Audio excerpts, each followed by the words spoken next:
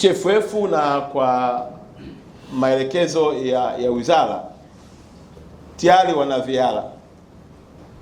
VAR ambayo sasa wanamalizia mafunzo, na sisi tunataka wafanye haraka iwezekanavyo ili uwanja wetu wa Mkapa ufungwe, na pia serikali tunataka tuhakikisha kwamba na uwanja wetu wa Arusha na wenyewe utafungwa VAR.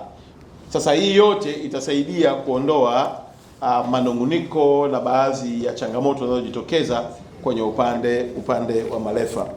Sababu na hilo, nataka tu niwahakikishie wananchi ya kwamba mashindano yetu yajayo yatazingatia vigezo vyote vya kimataifa, na hii VAR hatuifungi kwa ajili ya mechi fulani na kuondoka. Zikishafungwa Mkapa na ikafungwa uwanja wetu wa Arusha ni permanent.